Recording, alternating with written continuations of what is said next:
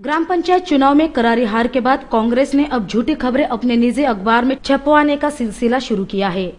जिस ग्राम पंचायत में शेका पक्ष ने जीत हासिल की है, उस ग्राम पंचायत पर कांग्रेस ने सत्ता हासिल की है। ऐसी झूठी खबरें छपवाकर कांग्रेस के नेताओं ने खुद ही अपनी बदनामी की है, क्योंकि कांग्रेस का यह झूठ दशहरे के दिन शेकापक्ष शिवसेना गठबंधन के विजयी उम्मीदवारों ने सामने लाकर दशहरा उत्साह के साथ मनाया। दशहरा के पावन पर्व पर पिरकोन ग्राम पंचायत के विजयी उम्मीदवारों का सत्कार विधायक विवेक पाटिल के हाथों किया गया।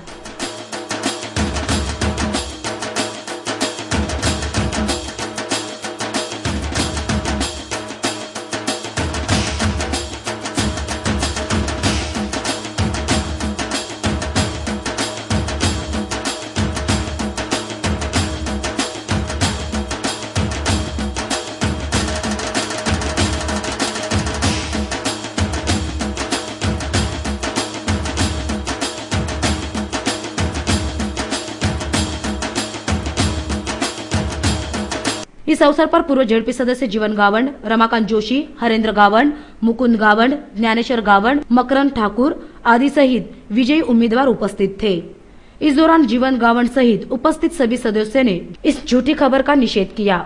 पिरकोन ग्रामपंचायत ही शेतकरी कामगार पक्षाचा बाला किल्ला असणाऱ्या पिरकोन गावामध्ये गेल्या 5 वर्षापूर्वी बिनविरोध 8च्या 8 सीट बिनविरोध आल्या होत्या पिरकोनच्या। तर पांदिव वार्डमध्ये निवडणूक होऊन तिथल्या सुद्धा जागा आम्ही जिंकल्या होत्या।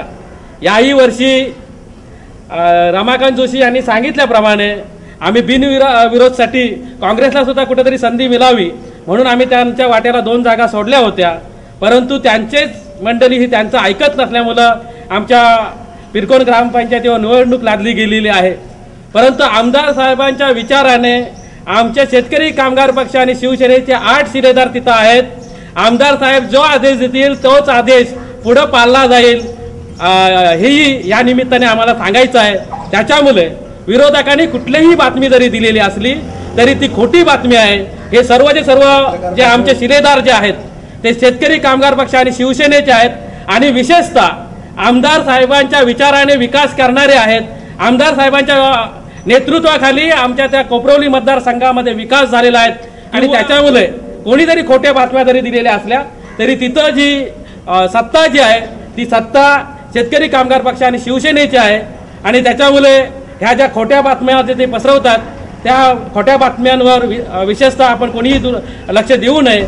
ही जी सत्ता जी आहे ती शेतकरी कामगार पक्ष आणि शिवसेनेच्या माध्यमातून पुढे काम चालणार आहे।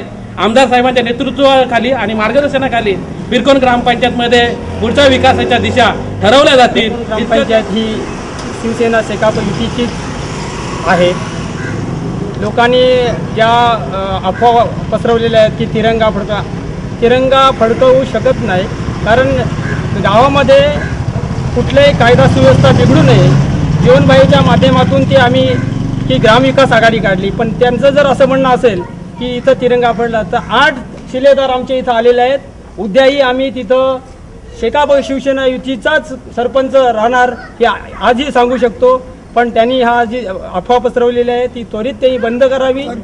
आणि आता जो रिझल्ट लागला तर युतीच्या आमच्या 8 सीटा आहेत, पण काँग्रेसवाल्यांनी या अशा पद्धतीची खोटी अफवावरून चॅनल 1ला देतात की काँग्रेसची लागली।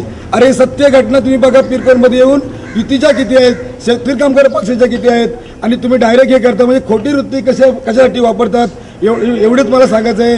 कारण त्यामध्ये विकासाचे कामं झाले, एसी झाडला हटवायचे कामं झाले, कुठल्याही प्रकारचे कामं झाले असली तरी शेतकरी कामगार पक्ष आणि शिवसेनेच्या माध्यमातून झाले आहेत आणि खोटी वृत्त तुम्ही चॅनल 1ला देतात हे आम्हाला कदापि शक्य होत नाही। आम्हाला जर करायचं असेल तर आजही आम्ही शेतकरी कामगार पक्ष आणि शिवसेना आज भगवा झेंडा आम्ही तिथं आणि लाल बावटा आम्ही तिथं फडकू शकतो, अशी आमची ताकद आहे।